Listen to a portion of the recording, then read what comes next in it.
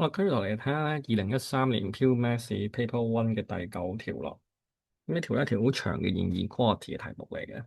咁一開始咧就叫你 D 佢啦，然後叫你揾正條式啦。跟住下面咧就會一連串嗰啲叫做不等式嘅遊戲嘅。咁呢個咧就係睇下點樣做啦。咁啊應該就會簡單過上一條嘅，應該有幾煩嘅上一條都。好啦，咁我哋即刻開始啦。咁啊首先第一樣嘢咧，因為突然間比較分順，咁啊記低佢先。A part 佢就話 f(x) 咧。就係 x 嘅 p 次減 px，咁啊 d 佢啦，一 d 佢第一次就係 px 嘅 p 減一次，再減 p，再 d 佢啦，咁佢就會係 p 乘 p 減一嘅 x 嘅 p 減二次。OK，咁樣你就會揾到就係 d 一次、d 兩次就係呢一條咁樣嘅算式。嗱，揾到佢之後咧，我哋就話咯，當 f prime x 等於零嘅時候咧，咁即係 px 嘅 p 減一次等於 p 啦，x 嘅 p 減一次都要一啦。跟住即係話咧，p 即係話 x 咧就嚟翻一啦。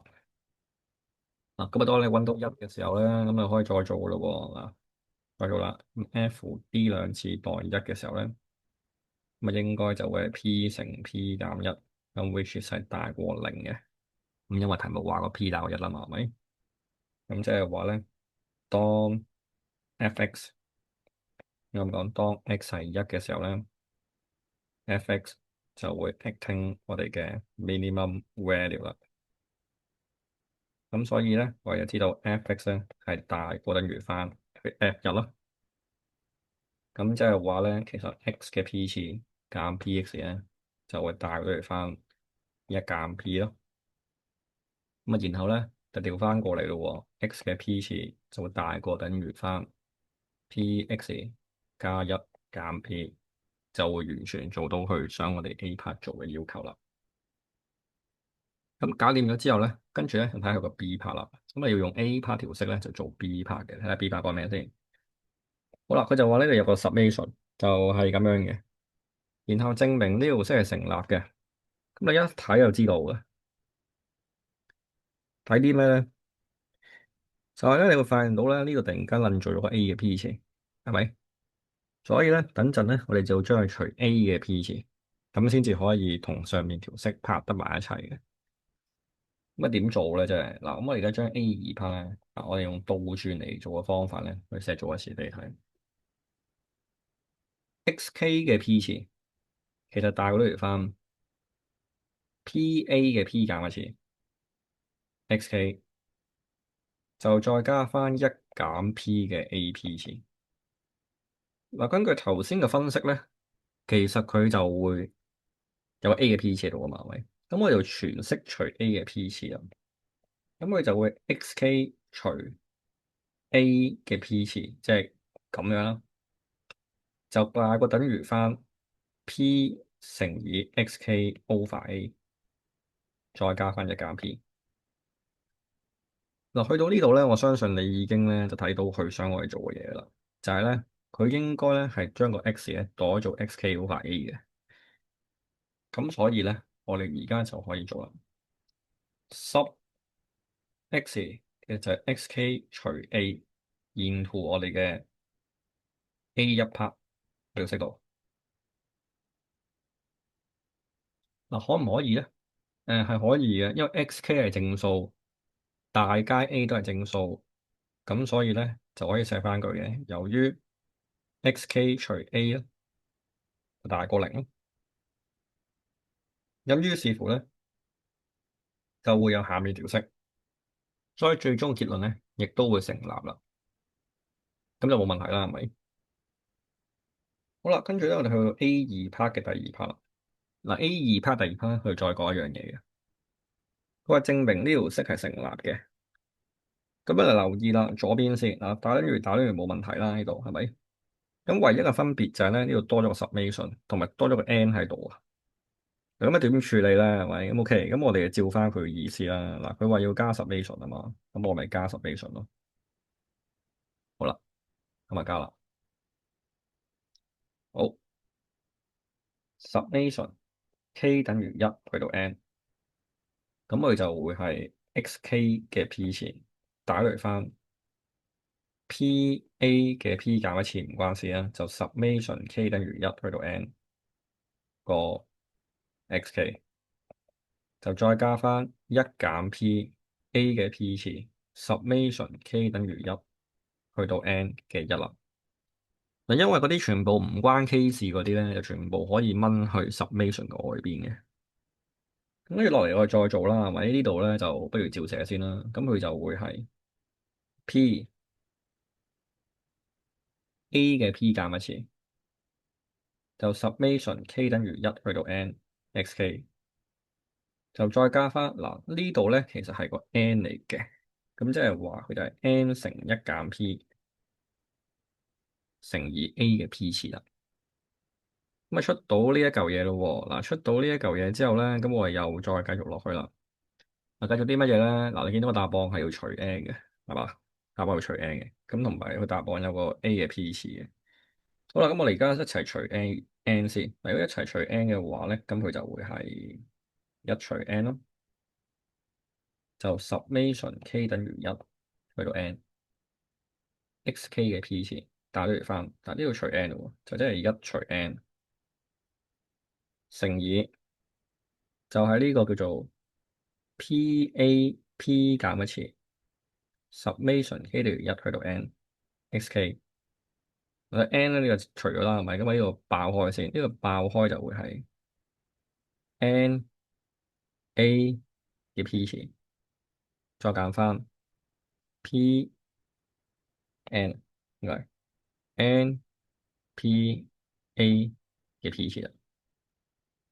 OK，嗱，做到出到呢一步嘅咯喎。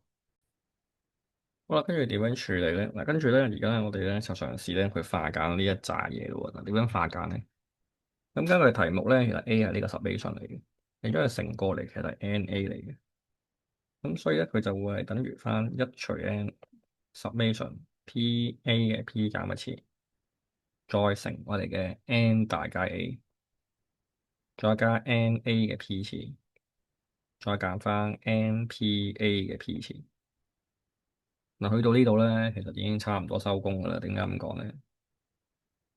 呢度 A 嘅 P 減一次乘 P，即係 P 次啦。A 嘅 P 次，即係 NA 咩？PAPN 咧，就即係同呢嚿嘢係一樣嘅，約咗。跟住呢度呢個 N 咧，亦都約埋。咁即係 A 嘅 P 次啦，係咪？而 A 就會係一 over n summation k 等於一去到 n 個 xk 嘅 P 次。咁就會 prove 到咧 A 二 part 嘅第二 part 啦，咁就成功攞咗8分先。好啦，嗱跟住啦，我哋再去到睇下第三 part 啦。嗱 B 一 part 應該嗱 B 一 part 咧就俾咗呢個關係你，然之後佢哋證明埋下面呢一紮咁嘅恒等式。咁啊 B 一 part 咧我就有理由相信咧佢應該同 A part 啲式係唔同嘅，因為等於啊嘛。而去到 B 二 part 咧呢度俾咗大等於，原來呢度有玩次方嘅。咁啊，應該好明顯個 n 就係3嚟嘅，等陣你就知道啊，因為 n 係3咁，你先至可以做到三嚿嘢加埋噶嘛。咁啊，唔緊要，我哋做咗 B 一 part 先。嗱，B 一 part 咧，佢就咁講嘅。B 一 part 嗱，佢就話 alpha 一加 alpha 二加 alpha 三，其實就係 alpha 二嚟嘅。OK，咁啊三嚿嘢我哋好難處理嘅，咁我哋將其中一個調過去先。alpha 二減 alpha 三，然後啦，咁根據嗰個公式，咁佢就會係 tangent alpha 一加 alpha 二。佢就係 tangent pi over 二減 alpha 三咯。咁啊，根據 Compiangle formula，咁佢就係 tangent alpha 一再加 tangent alpha 二，再除翻一減 tangent alpha 一 tangent alpha 二，就一除 tangent alpha 三。交叉相乘 tangent alpha 一 tangent alpha 三 tangent alpha 二 tangent alpha 三，即係一減 tangent alpha 一 tangent alpha 二。然後調翻個靚位咧，咁你就會出到佢嘅答案啦。tangent alpha 一，tangent alpha 二就再加 tangent alpha 二，就 tangent alpha 三，再加 tangent alpha 三，就 tangent alpha 一等於一。咁啊成功做到個 B 一 part，咁一條幾錢嘅？嗱，去到我哋嘅 B 二 part 咧，嗱五次方喎，嗱五次方咧本身就唔識計嘅，係咪？不過咧，我哋而家有呢條式，係啦。當然你要 check check 呢度呢抽嘢咧，究竟係咪大過零啦？係咪先？咁呢嚿嘢唔係大過零咁，應該唔可以用噶嘛？係咪？咁我哋就可以咁樣諗啦。嗱，首先咧，點樣用佢條式咧？應該就係咧嗰個所謂嘅 xk 咧，就係嗰個叫做咪咁講，你嗰個x 一，你就當佢係tangent alpha 一 tangent alpha 二嘅問題啊。咁 x 二咧，咁就係 tangent alpha 二 tangent alpha 三。因為你見到係一樣噶嘛，係咪？佢所謂 x 一、x 二、x 三，其實咪即係其中三嚿嘢咯。只要個三個都係正數咁就可以噶啦。即係話我當呢個咧就係 x 一，嗱呢個就係 x 二，呢個就係 x 三，係咪正數先？可以啦，係咪？咁我哋咁樣寫啦，十 x 一就係 tangent alpha 一 tangent alpha 二，x 二就係 tangent alpha 二 tangent alpha 三，x 三就係 tangent alpha 三 tangent alpha 一。嗱，全部都大過零嘅，全部都大過零嘅，因為佢個 alpha k 咧，佢本身就係一個大過零數，係咪？而且佢又要係細過 alpha 二咯，啱唔啱先？嗱，咁啊滿足到佢嘅題條件咧，咁你就可以直接使用噶啦。帶翻 A 二 part 嘅第二 part，咁佢就會一 over n，個 n 應該係三咯，得三個啫，一 over 三咯。然後就係 P 次方，OK，咁我哋夠 P 啊，梗係五啦，係咪？啱唔啱先？係啦，個 P 係五啦，係啦，呢度係五啦，which 大過零啦。咁所以變咗做 tangent 五次 alpha 一，tangent 五次 alpha 二，再加 tangent 五次 alpha 二，就 tangent 五次 alpha 三，再加 tangent 五次 alpha 三，tangent 五次 alpha 一，咁佢就會大過等於翻，就係三分一，活住 tangent alpha 一，tangent alpha 二，再加 tangent alpha 一，tangent alpha 三，再加 tangent alpha 二，tangent alpha 三，生括號生括號嘅五錯啦。咁而家咧呢個劇情咧，我哋呢度可以照寫啦。嗱，呢度照寫嘅話咧，咁啊右邊咧其實都可以照寫咁滯嘅啦。因為根據上面嘅答案咧，呢個成楷係一嚟嘅喎，咁就三分一乘一嘅五次啦，係咪？然後你將個三咧就乘埋過嚟咧，咁就係答案嚟噶啦。將個三乘埋過嚟，咁啊三嘅五次就即係二四三啦，除個三即係八一啦。咁所以咧，你就 prove 到咧 B 二 part 咧就會係大過81/81，就正正好就係 B 二 part 佢想我哋做嘅答案啦。OK，嗱咁然後咧，我哋睇埋個 C part 啦。嗱 C part 咧，佢再講一樣嘢咯喎，有條咁嘅式，然後咧三個加埋派，跟住咧就話你有咁嘅範圍，跟住咧就叫你證明條式係咁樣嘅。咁啊傻嘅都知道啦，地同呢條有關啦，一樣嘅嘛，係咪？但係個 tangent 竟然變咗做 cotangent 喎，咁咪真係點解會咁樣嘅咧？嗱，tangent 變做 cotangent 有一個最直接嘅方法，就係用90減 theta 呢個關係啦。咁所以咧，我哋一齊變一變身先。嗱，第二 C part 啦，我哋可以將 cotangent beta 一又轉做 tangent alpha 二減 beta 一，cotangent beta 二就係 tangent alpha 二減 beta 二，cotangent beta 三嘅就係 tangent alpha 二減 beta 三。係咪？嗱，咁可唔可以用晒咧？嗱，我好明顯就係想將上面嘅 alpha 一轉做 alpha 二減 beta 一，alpha 二減 beta 二，同埋 alpha 二減 beta 三。可唔可以咧？咁我哋即刻 check check 噶咯喎，就係嗰三個角度究竟加埋係咪拋法二？因為上面條式如果成立嘅話咧，咁個三個角應該加埋就係拋法二。咁我哋試下睇得唔得咯？就係拋法二減 beta 一，再加拋法二減 beta 二，再加拋法二減 beta 三。咁即係三拋法二減括號 beta 一加 beta 二再加 beta 三。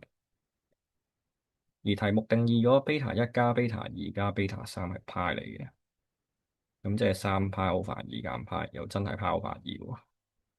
嗱，咁於是乎咧，你就可以用埋啦，因為佢而家咧仲要證明埋呢啲全部都係大過零嚟嘅。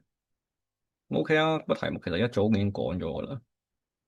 由於你個 beta k 係細過拋法二嘅，咁我哋可以知道其實拋法二減 beta k 咧就必定係正數嚟嘅。嗱，滿足晒呢啲條件之後咧，咁你就可以濕啦。濕拋法一其實就係拋法二減 beta 一，拋法二就係拋法二減 beta 二。alpha 三就係拋法二減 beta 三，咁於是乎咧，我就可以將咧佢條式咧就變身啦。所以 tangent 五次拋法二減 beta 一，tangent 五次拋法二減 beta 二，tangent 五次拋法二減 beta 三。OK，就辛苦你啦。OK，tangent 五次就拋法二減 beta 二。再加 tangent 五次拋法二減 beta 一，再 tangent 五次拋法二減 beta 三，佢全部都應該要係大過翻81/1嘅。咁所以根據 tangent 同 cotangent 嘅關係咧，咁就會做到答案啦。cotangent 五次 beta 一，cotangent 五次 beta 二，再加 cotangent 五次 beta 二，cotangent 五次 beta 三，再加 cotangent 五次 beta 三。cotangent 五次 beta 一就大過等於81/1啦。咁呢個咧成條2013年嘅題目咧就做好晒啦。咁啊呢條題目咧都算係幾容易喎，算係 pure maths 幾容易嘅題目嚟嘅。